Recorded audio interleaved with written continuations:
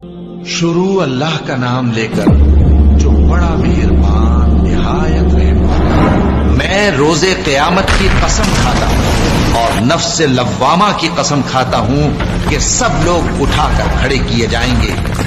क्या इंसान ये ख्याल करता है कि हम उसकी बिखरी हुई हड्डियां इकट्ठी नहीं करेंगे?